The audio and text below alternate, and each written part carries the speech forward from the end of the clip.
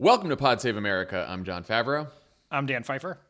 On today's pod, Dan talks to Jason Goldman, former White House chief digital officer who also worked on the founding team at Twitter, about how Joe Biden and other Democratic candidates can get more creative with their digital strategy ahead of November. Before that, we'll talk through Trump's immigration order, the coming fight over economic stimulus, and we will take a few of your questions. But first, check out this week's Pod Save the World to find out what's going on with all those rumors that North Korean leader Kim Jong-un is gravely ill. And here's some wild speculation about what comes next. Tommy and Ben also talk about how the price of oil can be negative, Israel finally probably forming a government, and then they take a walk on the Albright side with former Secretary of State Madeleine Albright. What? Does Tommy write these? I think he does. A walk on the Albright side. Is that a thing? It is I thought now. it was a walk on the wild side. Anyway, great. You should listen to the episode. We also want to thank the more than 3,000 of you who've used votesaveamerica.com/call to tell Congress that they need to include funding to make elections safe and accessible as part of their next coronavirus package. It's amazing. Keep the calls coming. But we also want to hear directly from you. Why do you need safer voting options? Whether you have a pre-existing condition that puts you at risk or just don't feel safe volunteering at the polls, we want to hear your story. Send us a video at 323-405-9944 so we can share your story and send a message to every elected official about how important this is and why we need them to take action. Again, that number is 323-405-9944. Send us a video. Tell us why you want to make sure this election is safe to vote in. All right, let's get to some news. Donald Trump's approval rating is back in the low 40s, Dan. Fox News polls have him down 8 points to Joe Biden in Michigan and Pennsylvania. Quinnipiac has him down 4 points in Florida. His internal polls are showing similar problems, which I'm sure has absolutely nothing to do with why he tweeted this on Monday night. Quote, "In light of the attack from the invisible enemy, as well as the need to protect the jobs of our great American citizens, I will be signing an executive order to temporarily suspend immigration into the United States." Dan, it turns out the order he actually signed was not quite as sweeping as the tweet. What does it do and what doesn't it do? I know people should probably sit down because it turned out that this one singular time Donald Trump said something that was not true. So just be prepared, people. Anything is possible. What it does is effective today, I believe, for 60 days, the United States will suspend entry to foreigners who do not have an immigrant visa already in hand. It doesn't affect immigrants already in the United States. It does not affect the families of U.S. citizens who are trying to get immigrant visas. It does not affect migrant workers. It is a very limited prescribed thing that was primarily, it's a press release masquerading as an executive order. Yeah. Also, also a carve out for medical professionals, anyone on a temporary visa. So it's basically employment-based visas for people who are outside the country, which had basically been halted already because most people in the world already can't come to America right now because of coronavirus. So everyone has an idea, like about 200,000 people got these visas last year. And the type that he suspended for 60 days. And so most of the people it affects wouldn't be able to come here anyway right now, though there's still a good amount of people who have been trying to come to the United States for quite a while and now will be held up because of this order. It's interesting. It was interesting to me that he didn't just make it about, or he didn't even primarily make it about coronavirus and sort of protecting us from people from other countries with the virus coming here and infecting people. He made it about protecting American jobs. Will this actually protect American jobs, Dan? No, it will not. I mean, every study shows that immigration is good for the U.S. economy. It helps us grow the economy, which helps create jobs. This is a right-wing racist myth that they have been peddling for decades now. And Trump is he has been the chief peddler of this racist Republican myth for a long time. Yeah, I mean, just the number that I gave out there. Sorry, let me try it again. Yeah, just to think about this, like 26 million people have filed for unemployment in this country. And as I just mentioned, 200,000 people applied for these visas last year. A big tell here is that he made a carve out for guest workers and farm workers and medical professionals, because even Donald Trump, or at least his government, realized that this country runs on immigrant labor, and the parts of the economy that are currently running on a lot of immigrant labor, he has allowed that to continue. Because he knows. When you say parts of the economy, do you mean Trump wineries? Trump hotels? Certainly those parts of the economy, Yes. yeah. But just, the Washington Post gave a good example. There was a, Brazilian jiu-jitsu expert who was about to start his own gym in the United States. How many people would that have hired, right? Like, there are people who are coming here every day to open businesses, to start businesses, to hire Americans, to grow the economy. The Wall Street Journal, the liberal left-wing Wall Street Journal, had an editorial about this where they said, if immigrants steal American jobs, why were there millions of unfilled jobs before the pandemic? Good point, Wall Street Journal editorial board. So clearly Trump did this because he thinks it's good politics. And there is unfortunately some evidence for that. A recent USA Today poll showed 80% of Americans support temporarily stopping immigration from all other countries during the pandemic. What do you think about the politics here? Well, I think, I'll start with some caveats here. The first is, just in general, as Democrats, we have to stop treating Trump as some sort of political sorcerer who's cracked the code on how to win elections. Yeah. We can never get rid of that. I think it's partly because of the surprise of 2016, but it's look at 2018, look at all the other special elections. There's a lot of other evidence that has built up so far.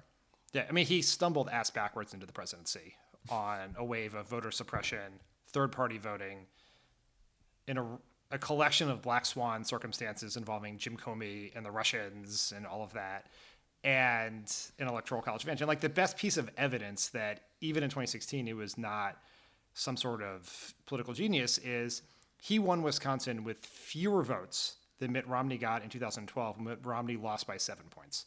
He ran behind noted empty suit and conspiracy theorist peddling crank Ron Johnson in Wisconsin.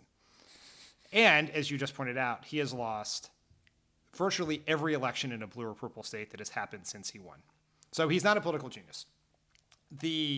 Having said all of that, I think just because something did not, and I don't think immigration is why he won in 2016.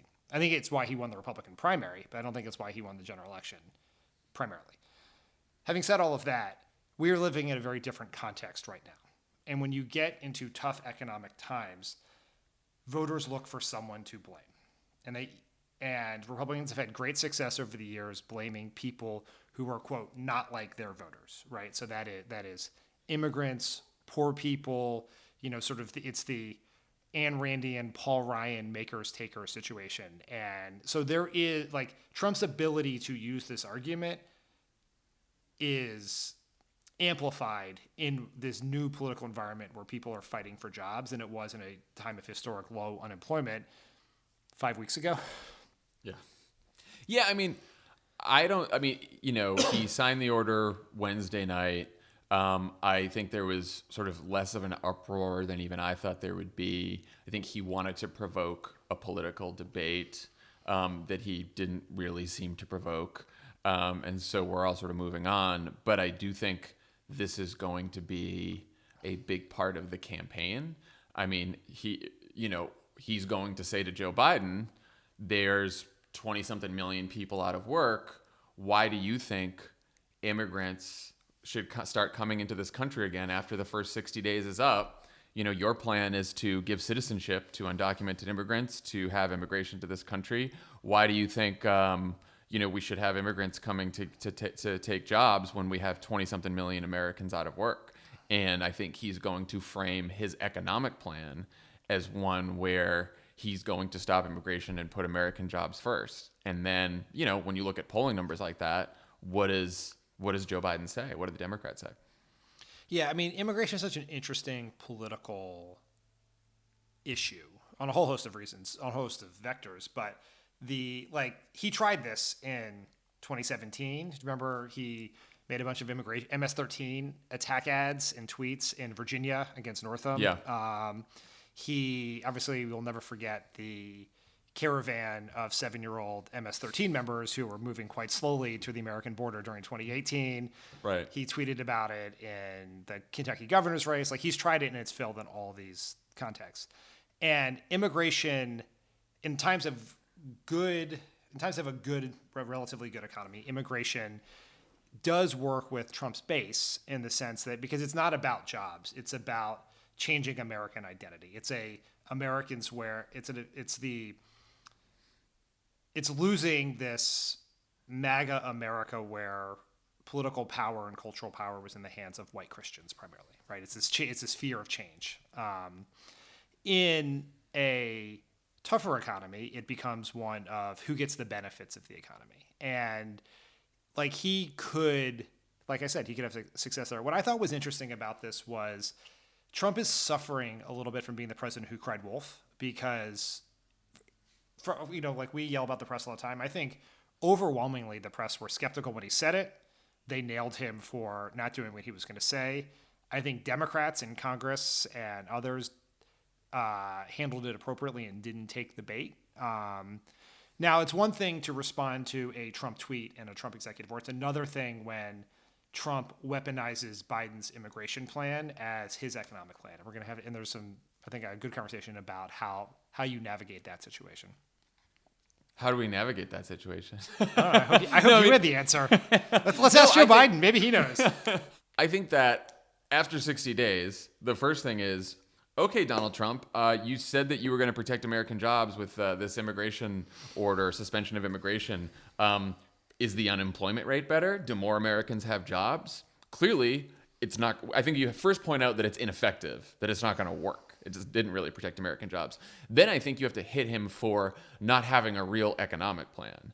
And I think you have to say he wants us to blame each other. He wants to divide us against each other, when the real source of the problem is Donald Trump and the Republican Party want to protect their rich friends and the wealthiest corporations, and they don't want to do shit for most people in this country who are working in the middle of, or who are out of work in the middle of this horrible recession.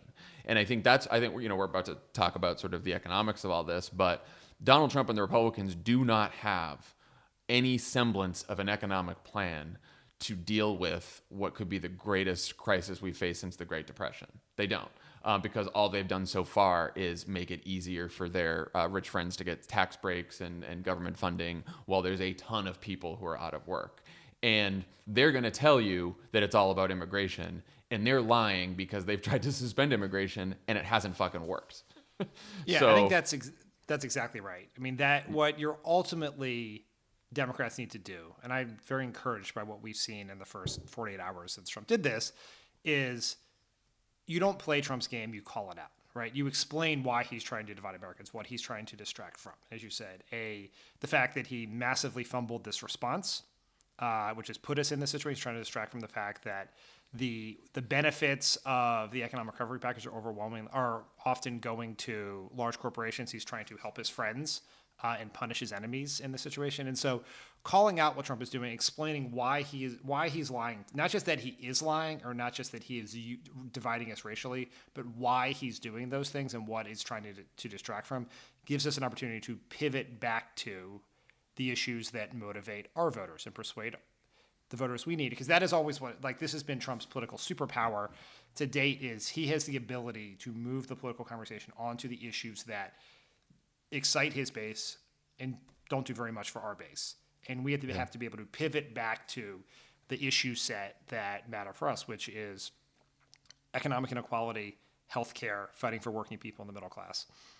Yeah, immigrants aren't trying to kick you off your health insurance. Donald Trump and the Republicans are trying to kick you off your health insurance by going to court to repeal the Affordable Care Act. Immigrants aren't trying to keep your wages low or keep you out of work. Donald Trump and the Republicans are by refusing to support a $15 minimum wage and refusing to extend unemployment insurance. I think you just have to continue to bring it back to what Trump and the Republican Party is doing and reveal what he's doing on immigration as a tactic to divide us to avoid blame for what he has done. So let's talk about the political fight over how to dig the economy out of this crisis. On Tuesday, the Senate passed by unanimous consent a $484 billion coronavirus relief bill that will help small businesses avoid layoffs, fund hospitals, and expand testing. But with tens of millions of people out of work for God knows how long, almost everyone agrees we'll need at least another stimulus bill. Democrats in Congress, Democratic and Republican governors, mayors, economists, even Donald Trump, who tweeted about the need for relief to state and local governments, infrastructure, and then all kinds of tax cuts. The big exception here is Majority Leader Mitch McConnell and some other Republicans in Congress. McConnell told reporters that he's concerned about the debt and that it's time to hit pause. So Dan, the guy who added about $2 trillion to the national debt with a tax cut that mostly benefited the rich, is now suddenly worried about the debt again. What's going on here? Well, I'm sure that this is a principled political position from Mitch McConnell, a man known for his principles. I mean, just fuck off. I mean, it's just so absurd. And just the shameless cynicism that emanates from everything that man does it's truly galling. And it's just, we should always note that Mitch McConnell will go down in history as one of the worst, most dangerous people who've ever been involved in American politics. He is as responsible for Donald Trump being president as anyone else. He's more responsible for Donald Trump being president than Donald Trump or Vladimir Putin or anyone else. It is Mitch McConnell and what he has done to rig our democracy, both in the short term and the long term. So he is terrible, full stop. There are, what he is doing here is he obviously doesn't give a shit about the deficit. He cares about Republican political power. That's obvious. You stated why. I think there are two things that drive this sentiment. One is, for as bad as Mitch McConnell is, he's also quite savvy. And what he tends to do is come out and publicly oppose things he privately supports so that he can then trade them and treat them as a concession in a negotiation. So obviously it is in McConnell's very much in McConnell's interest to help the economy because he's trying to hold on to the Senate. And a bad economy means it's going to be harder for Senate incumbents to win. And so he obviously wants to put more money in the economy, but if he comes out against it, and Nancy Pelosi and Chuck Schumer in the situation of getting the thing they also want, then McConnell treats it as a concession and can trade it for something Democrats don't want. So it's savvy, and it's a negotiated ploy. The other thing that I think undermines it is politicians, particularly ones who've been around forever, and since Mitch McConnell is a vampire, he has most certainly been around forever. They are always defined by tragic, or they're always defined by their most devastating electoral experiences. Like Democrats who were around in 1994 have this sort of PTSD reaction to gun issues because of what I think incorrect view that the assault weapons ban led to the Republicans taking Congress in 94. Like a lot of Republicans truly believe that one of the reasons they got clobbered in 06 and 08 is because of the huge amount of spending that Bush did on the Iraq War, on the tax cut, on the Medicare prescription drug benefit. And so I think McConnell does have some fear that being painted as big spenders is going to diminish Republican turnout. I don't think he's necessarily correct about that, but I think that does drive some of his messaging. I mean, you think that would go out the window in the middle of a pandemic and near depression, you know? So the issue here is focused around money to state and local governments, which has been supported not just by Democrats, but by Republican governors. And McConnell said this the other day about sending money to state governments, quote, "We all have governors, regardless of party, who would love to have free money. And that's why I said yesterday we're going to push the pause button here, because I think this whole business of additional assistance for state and local governments need to be thoroughly evaluated." McConnell instead suggested states should be allowed to declare bankruptcy, which they're currently prohibited from doing under federal law. What's this all about? I think this is, like, as I was referencing, a negotiating tactic, because Democrats are very much going to want to give these states aid. It was at the centerpiece of the battle this past week over phase 3. Are we at 3.5? Phase 3. We're now. It was 3.5. We're now talking about 4. Okay. All right. So phase 3.5, part of the big battle the Democrats wanted was this aid to local governments because their budgets are being busted by this because they're spending all this money on helping hospitals and doctors and trying to get tests from all over the world because the Trump administration sucks. Their tax base, like everyone else's, is going way down because no one's working. And what that ultimately means is, it's important to recognize this, is that the federal government can borrow money to pay for itself, right? Which is exactly what we've been doing with these trillions of dollars for. Hence the deficit. Yeah. Hence the deficit. Almost every state has a state law that requires them to balance their budget. And so when expenses exceed revenue, they have to make cuts. And what that means oftentimes is that they are going to have to cut the pay or lay off state employees. Now, Republicans will pitch state employees as nameless, faceless, evil bureaucrats, but that's not what we're talking about. We are talking about public school teachers, firefighters, cops, many people who are on the front lines of fighting the coronavirus are going to... Hospitals, healthcare workers, schools, just millions more jobs here in an economy where people have already lost a lot of jobs. Yes, and it is just worth just putting a fine point on it that the Republican position is it is okay for the federal government to borrow money to give massive tax cuts to corporations that did nothing other than enrich the rich. But they are not okay with borrowing money to ensure that teachers, firefighters, and cops do not get laid off in the middle of a pandemic. That is their position. That is who they are fighting for. And they're also specifically going after pensions, too. McConnell keeps saying this. We don't want to give money to state governments to help fund their pensions because the pensions are why they might have to declare bankruptcy. So basically, the retirement of all these people teachers, healthcare workers, cops, firefighters, who've worked their whole lives and have earned this pension. And now basically McConnell's saying, well, no, they should just, because there was a pandemic, they should have to be poor in retirement. That's it. That's their position. Very clear, the position of the Republican Party is that they want to cut Medicare and Social Security and deny people their pensions. Yeah. And again, it's the position of the Republican Party because it's McConnell and all these Republicans in Congress, but you have people like Larry Hogan of Maryland, Charlie Baker in Massachusetts. There are a number of Republican governors throughout the country who are also asking for this money, for this funding. And yet then there's Mr. Mitch McConnell, who, again, like you said, is using it as a negotiating chit. So what should Democrats do about this? How should they talk about this? How should they approach negotiations with McConnell and the other congressional Republicans in this next round?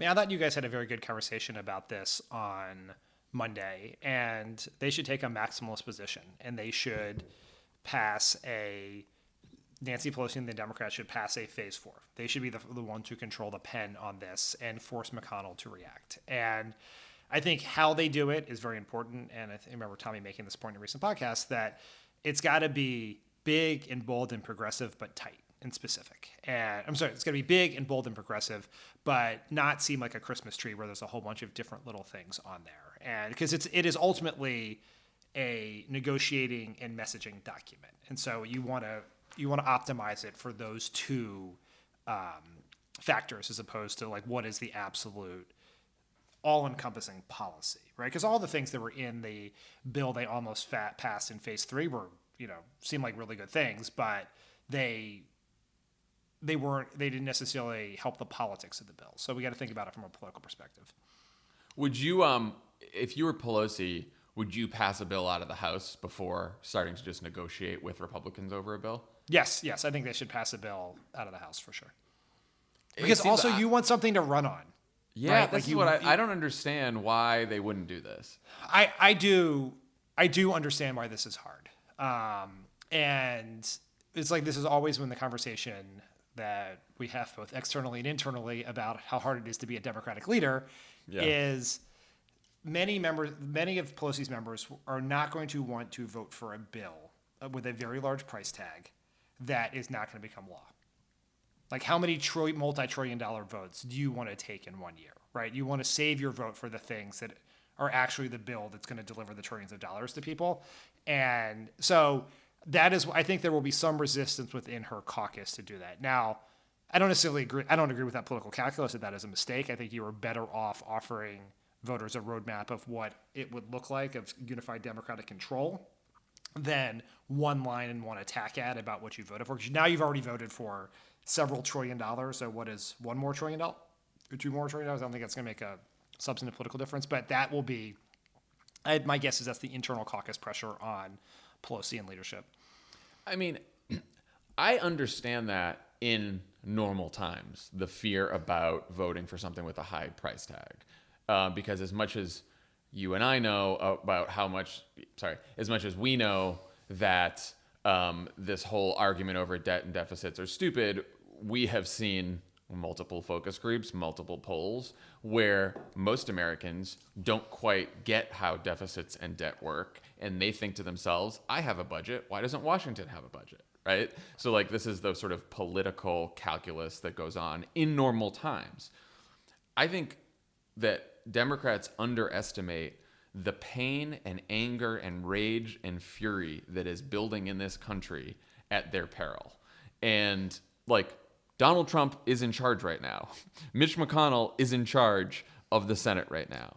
And I think like even these frontline Democrats, like look at your districts, talk to the people in your districts who are out of work, who are worried about rent, who are worried that they're going to lose their job, who've already lost their job, who can't pay a mortgage. Like, I think that I don't think there is a price to pay as there is maybe in normal times about, supporting a very big, ambitious bill that focuses on putting people back to work and taking care of people who are out of work and making sure that everyone has health care during this pandemic. Like, I just don't think there is a price to that like there may be in other times. Yeah, I mean, I think that is most likely correct. But what the political reality of the moment is and what drives the inherent political fear in vulnerable politicians of either party are not always the same thing. Yeah, no, that is true. Let's talk about what Joe Biden should do here. So he's also been pushing for another big stimulus bill. He's agreed with what most of the Democratic leadership has called for, but he has been relatively quiet about the details. Do you think that's just to give Schumer and Pelosi room to negotiate this deal because, he's not in office yet? And if so, is that the right play here?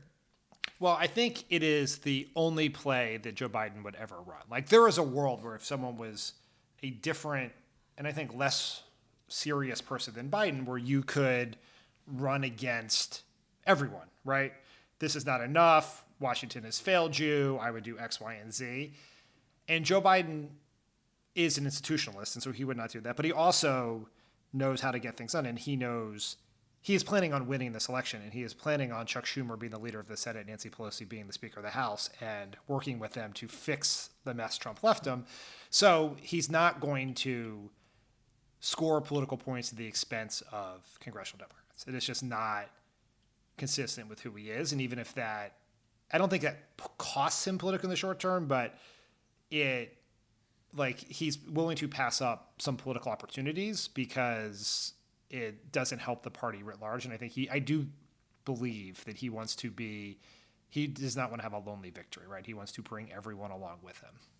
Yeah, I get that too. But I also, Barack Obama was also an institutionalist, and he had to balance in 2008 during the financial crisis, appearing as a steady, competent leader who had a lot of experts around him who could get the country through the crisis, and also channeling the rage and frustration that people felt towards Washington and Wall Street for what had happened to the economy. And I do think Biden should probably err a little bit more towards the side of channeling the populist anger. Like you said, Joe Biden's never going to be Bernie Sanders, right? Like, we get that. But, Joe Biden is like middle-class Joe, the guy from Scranton. Like, he does have it within his character to fight on behalf of working people who are upset, who are angry. Like, we have seen him do it before. And I do, and look, I looked on his website last night. Like, he's got, he's got a plan there. He's talking about forgiving $10,000 of student loans, like Senator Warren has proposed, increasing Social Security checks by $200 a month, as Senator Wyden's proposed, emergency paid sick leave for everyone who needs it, making sure that no one has to pay $1 out of pocket for COVID testing, treatment, or a vaccine. He's got fiscal relief to states and local governments. So he's got a lot of the elements there on his website. I just wonder if he has to sort of do a little bit more to channel that anger. Yeah, I think that these are sort of two separate but not inconsistent things, right? One is, can you channel the anger of the American people? Yes, and he, in the past, in the 2008 campaign, in 2012, he was very, very good at that. He is someone who, both publicly and privately, thinks about and fights for working class people, the people, and you hear him, like, you and I have been in many economic meetings with Joe Biden over the years. He always brings up and talks about it in terms, any idea that was being proposed invariably in a PowerPoint by the National Economic Council, he would bring it up in the context of whether it helped the people in the neighborhood he grew up in Scranton, or the neighborhood of Claymont, Delaware, near where I grew up, where he lived after Scranton. So, like, he thinks that way, right? And it is very hard in his defense to have that, to communicate that sitting in a chair in front of a bookshelf in your basement. I know, it's really hard. Like, that is very challenging. But that is a separate conversation from whether he should get out ahead of congressional leaders on policy ideas. Yeah. And I think he can get out ahead in coordination, right? And I do think that it'd be wise, and he's done this already, I think so I think continuing to do this is good, is realizing that the massively changed economic circumstances of the last month give him some permission to adopt new, bolder, more populist economic ideas. That's all I'm saying. That's all I'm saying. And I think he has that permission now. I mean, and I think that they are getting there. Like, they sent out a campaign message memo the other day, the Biden campaign, where they said there was an unmistakable bias toward giant corporations in the CARES Act, which left out the smallest businesses that power so many American communities, blah, blah, blah. Trump also fired the inspector general who'd been charged with overseeing these funds, which is extremely alarming. He's letting hedge funds game the system on the Paycheck Protection Program. So you can see that they're starting to move there in the campaign. What do you think, in terms of the campaign, Biden's sort of most effective economic message and argument is? Well, I think just as we were talking about how in economic times people look for someone to blame, and they either blame down or they blame up. And just as the changed economic circumstances have potentially given Trump's immigration demagoguery more potency, I think the changed economic circumstances also give Democratic populism more potency. And so the way I think this works for Biden is, because Democrats helped pass all of these bills, it is hard to attack the bills themselves because Democrats have their hands all over them and have touted them, right? But what you can do is focus on the implementation, right? Make Trump own all the big corporations who are getting loans, the small businesses who are being denied loans, the checks that didn't get through, the glitchy website.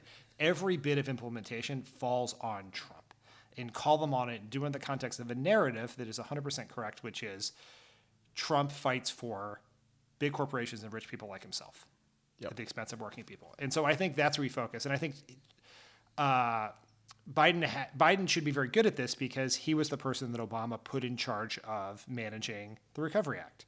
So he knows how these things work. He saw how Republicans weaponize the inevitable mistakes that happen in the management of large government programs. And so he can do it. And I do think it is, I have begun to question whether Biden has access to time travel. Because just imagine this, like 35 years ago, I think, Biden hired Ron Klain out of law school. I know. To work for him. And then you flash forward that we are now in a pandemic, in a massive economic crisis, and the guy he hired out of law school 35 years ago is an expert in pandemics and economic recovery acts because Ron Klain helped manage that for Biden. So it's like, did he know that? That's some real luck there. Glad we have Ron around. Okay, We have time today to take some of your questions that you've been asking on various social media platforms. So let's dig into a few of them before we get to your interview with Jason. Todd Flora on Twitter asks, where does Biden sit in terms of cash on hand? Nobody's talking about this, nor the huge money advantage that Trump has in the general. Well, Todd, we've been talking about it.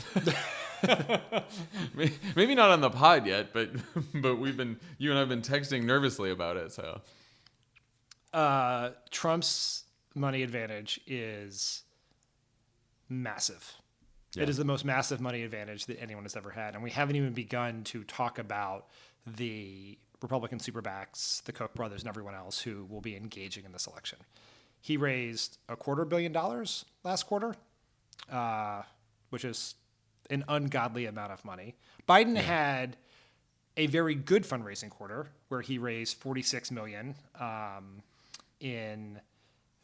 last quarter, but there's a very well-reported and quite disturbing New York Times article about Biden's fundraising, which shows that money mostly dropped off a cliff once the pandemic hit and people were sheltered at home and people became very concerned about the crisis. So Biden is a candidate who, to date, has been a primarily offline fundraiser.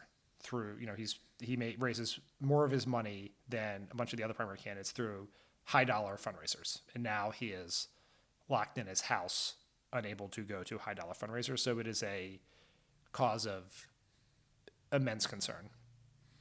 Yeah. So if you're worried about Donald Trump winning a second term, and if you can, consider donating to Joe Biden. And people will say just that Hillary Clinton had way more money than Donald Trump in 2016 and still lost. And that is true. Joe Biden does not need Donald Trump's money to win. He doesn't need more money. He doesn't need as much money, but he does need enough. And his ability he doesn't need to wipe away Donald Trump's cash advantage, and he probably never will, but he does need enough money to run a great campaign, right? Yeah, that's right. Okay, Ben Key via the PSA phone. Some pundits are floating the idea of Biden going ahead and announcing key members of his cabinet. Do you think this is a good strategy? And he still won't come on the pod? I mean, I don't acknowledge his absence on the pod. I don't either. Someday. It is an available option for him. He can take it if he wants. If he doesn't, we're still going to do everything we can do to help him. So that's right. Yeah, we don't care either way. Yeah. All right. What do you think about the Tom Friedman strategy there? We should say the Tom Friedman column, which went around to way too many people that I know and came back to me, was like, Biden should announce this big unity cabinet with, Republicans and AOC and everyone in between, and we should all sort of like come together and hug and sing Kumbaya and all that kind of stuff. But I think there is a separate idea of just announcing whatever cabinet he would announce after he becomes president. I would say that Tom Friedman column came out when I was doing my book tour, back when we could travel. Oh, wow. That was 5 years ago, 6 years ago? 2 months ago. And I got asked about this column at every stop I went to. And the first time I got asked was in a bookstore, and I reflexively laughed hysterically. But here's the thing I will tell you. People who go to book events and bookstores really like Tom Friedman. I'm sure there's a lot of people I know and love and think is very smart who love Tom Friedman too. We're just very fucking cynical, addled, yes, pundits that have been around for too long. Yes, I'm going to hear those words in my brain every night before I go to sleep for a month. Thank you. I mean, I think to be serious for a sec, I think it is a good idea. I think it is worth exploring. Naming some of them, you don't have to like roll out the SBA administrator now, but I think maybe the SBA administrator with all the small business stuff going on. Yeah, maybe that is a good idea. That was unfair to the SBA. I apologize. Yeah. But I think there's like it always sounds like one of those terrible ideas that people suggest without any context of reality, and so I'm hesitant to endorse it myself. But like if he announced someone who he announced a Treasury Secretary designee or Attorney General designee, that would give him give people a view of what his government will look like. It may help with some constituencies who have some questions about how progressive he was going to be. It's because you see all the time on Twitter, which is reality, people saying that Joe Biden is going to appoint Jamie Dimon to be his Treasury Secretary, which he's obviously not going to do. And so, you could quell some of that. I think, and it would give you just additional surrogates to do Zoom chats.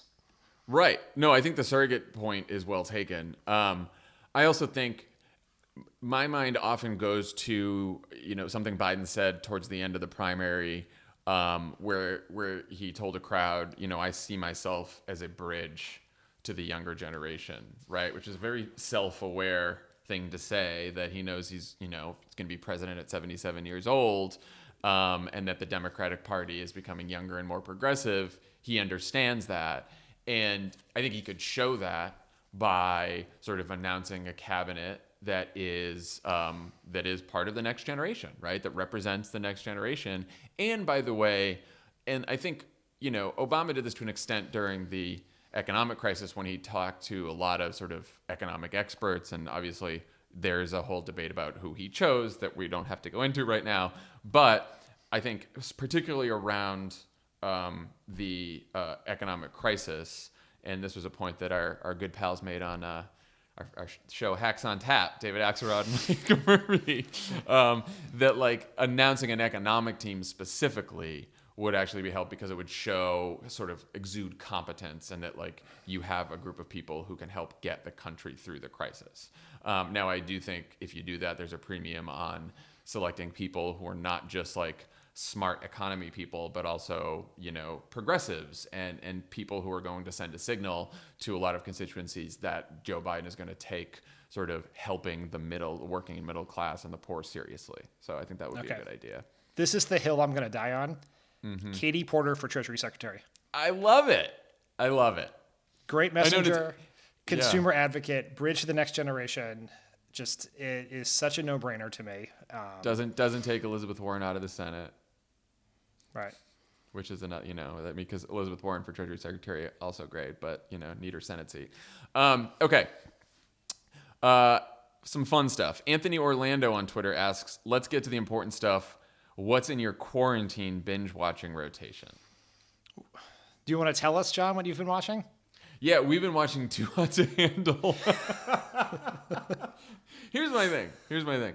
In general, in non-pandemic times, I tend to not watch content that will make me more anxious than the news already does. I do watch some of it, but it's usually a high bar because I feel anxious all day reading Twitter and reading the news. So I usually like to watch more mindless stuff or comedy. I have had an even tougher time with all of that in the pandemic. I can't focus on really good, high-quality television. So we've been looking for sort of sillier stuff to watch. And Emily and I came across Too Hot to Handle on Netflix, which is a reality show. Do you want to give everyone the plot? Yeah, I'm about to. It's a bunch of very attractive people that they put on an island from all over the world, who aren't allowed to have sex with each other or even kiss each other, or else they lose some prize money. And that's it, man. That's the plot, and you just see what happens, and it is wild. And they are some fascinating people. That's all I'll say about that. I am sure that before this quarantine ends in mid-2023, we will have watched Too Hot to Handle. There it is. I was going to say, it's right. You and Holly always watch the same garbage reality shows that yes. Emily and I watch. Yeah, we've actually been watching, obviously, Below Deck Sailing Yacht, which is quite excellent. See, there you go. So we very much enjoyed that. Top Chef is on. And I would tell anyone who is looking for something thoroughly enjoyable to binge is go watch old seasons of Top Chef. Okay. I haven't watched Top Chef. All right, I should. Top Chef is amazing, and you do in this environment have to get past the fact that it's almost like a period piece because a lot of it involves people eating together in eating establishments, which is not something that we recall Period piece. It's like watching people have to use a payphone in a movie from the 80s. Like it's very disconnecting from real life. We have been watching Miss America on Hulu. Oh, I want to watch that. Which is great. It's really great. We've watched the first couple episodes. We also watched, also on Hulu, Little Fires Everywhere, to be surprised, even though you had told me in advance, a cameo from your brother. That's right. Andy Favreau. Episode 6. That's right. Yeah, episode 6. Which you had definitely told me, and I definitely forgot. And I looked up from my phone, and your brother was on my TV. Which has happened before, but it was out of context there. And then, to anyone who loves sports, I finally got around to watching the first 2 episodes of Last Dance. Oh, yeah. I really want to watch that. Yeah, it's really great. And, I mean, it's phenomenal. Like, that is, like, my exact era of basketball, because I, like, one of my first basketball memory is being allowed to stay up to watch the North Carolina Georgetown game with my dad, and that shot being made that Jordan made. So, like, that's the beginning of my basketball experience through everything. And so it would be phenomenal in a world where sports was allowed to exist. But I was going to say, one of the questions from Lindsay Zinger was, question for Dan: how are you coping with the NBA? Because how are you coping without the NBA? Because I need tips. I'm guessing. Last Dance fulfills that. I think our old friends at The Ringer have been doing this very fun podcast series where they redraft all the previous drafts. So if you're a basketball draft nerd, that's been very fun. Cool. Yeah. But I will also say that as a Sixers fan, this season has been so stressful that I don't think I could survive the pandemic with the Sixers not ever scoring out of the pick and roll. Like, it would be more than I could possibly take. And so there is this like weird sick relief that I don't have to be mad about. I can't be mad at Trump's. I could never live in a world where I had to watch Trump's press conference for 2 hours and then turn on a Sixers road game in a row. Like, that would be more than I could take. Yeah, that's rough. Carolyn Hicks asks, can you guys chat about the Mark Warner tuna sandwich debacle from the internet? That was, I had heard a lot of people talking about it, and I was like, what is everyone making a big deal out of? The guy's just making a tuna sandwich. And then I watched it, and I was just, I mean, for those of you who haven't seen it, I don't know why Mark Warner decided he needed to do this and share this with the world. But he made a tuna sandwich. Like, he dumps the tuna out on some bread with all the water and from the can. He squirts like 10 times too much fucking mayo on the sandwich. He slaps a piece of cheese on it, and then he throws it in the microwave for just 30 seconds. Which, what was he doing? I did not know that was Mark Warner the first several times I watched it. Well, it also had this like weird like sheen on it, like it was from the 80s. Yeah, it was. I couldn't figure out what was going on. And I have to tell you that I couldn't finish the video. I could not get past the dumping of the tuna water. And there is nothing. This is me.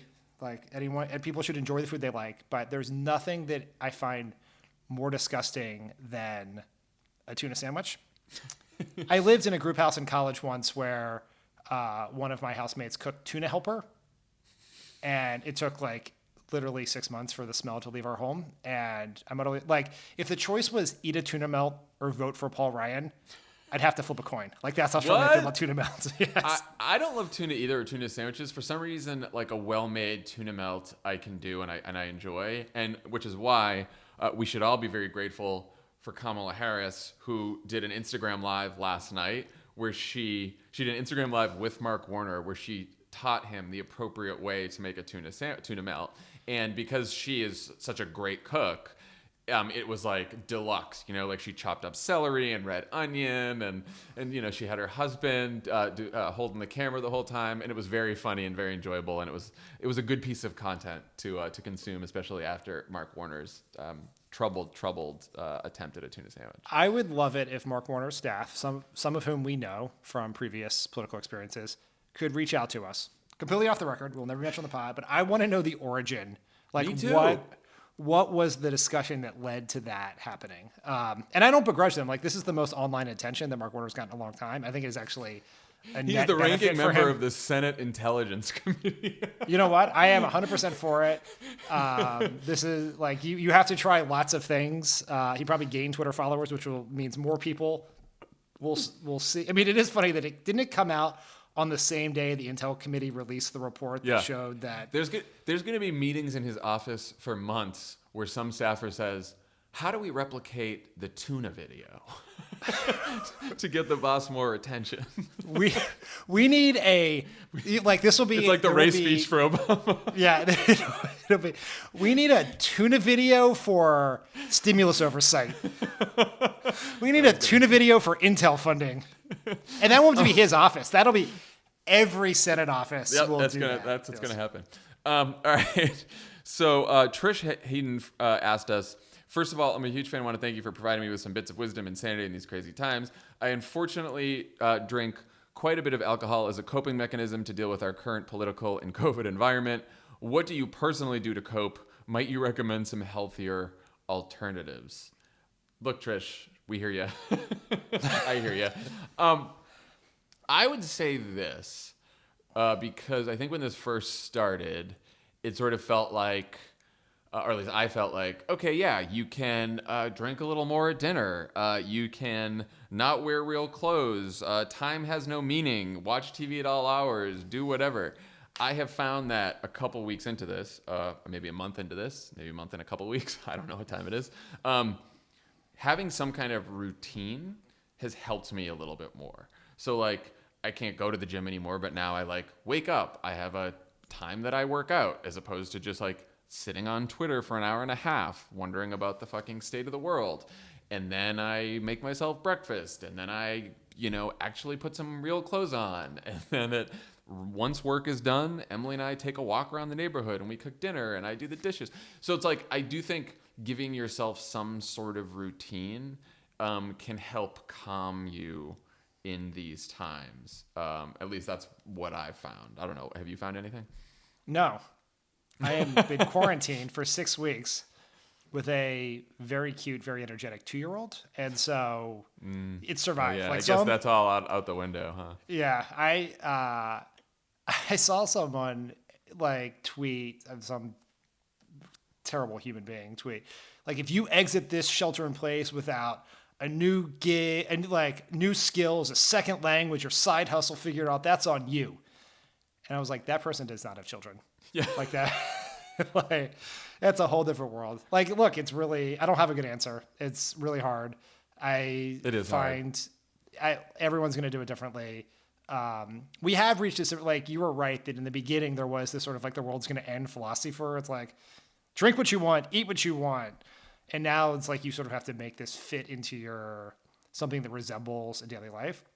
I would say, if you don't want to watch Trump give a 2-hour press conference, don't do it. Yeah, I'm fine. And this is hard for us because our job is to cover the news and to read the news. But I'm finding that the hardest thing is, like, the news was bad and makes you anxious always before the pandemic, and now it's just it's miserable. Especially because, like, every story always, the most extreme examples of everything, the most pessimistic examples, the most pessimistic predictions of the future are all the headlines. Donald Trump's press conferences can make you insane every day. It's just bad, bad, bad. And that's partly because there's a lot of bad news out there, but partly because, bad news always makes headlines. And I find that the trickiest part, because when I find myself especially late at night or early in the morning, when I'm reading the news or scrolling through Twitter, you can go to dark places very fast. And so to sort of have your news diet be somewhat, I don't know, less than usual, or at least figure out when to read the news and when not to read the news. I think that helps a little bit. Yeah, finding non-COVID content in your life is also, I mean, like, your routine should be get up, shower, put on a belt, listen to Pod Save America, other Crooked Media podcasts, and then find non-COVID content. Right. Which I think that is a recipe for perfect health. For sure. But feel free to take a break. Like that. Yeah. I mean, I think that's been true of the Trump era in general, and everything is magnified in this shit show. Yeah. Last question that just came from Instagram real quick. Will there be a season 3 of The Wilderness? Fuck, I hope not. That's just my answer to that. The whole point is to be out of the wilderness after November. So as much as I loved making 2 seasons of The Wilderness, I really did. And everyone should, if you haven't listened to season 2 yet, please do. We now have a nominee. Obviously, the world is much different, but I think a lot of the lessons still apply for November. But no, I fucking hope I'm not. I'll probably be doing a 3rd season of The Wilderness from somewhere that is wilderness. Like, I will be hiding out somewhere if there is a third season of the wilderness to do. Where you will be, if you're doing it, you'll be doing it from your house. Yeah, right. Or, anyway. Yeah, so the answer to that is I hope not. All right. When we come back, we will have Dan's interview with Jason Goldman. Thanks to Jason for joining us today, and we have a great weekend, and we'll talk to you next week. Bye, everyone. Bye.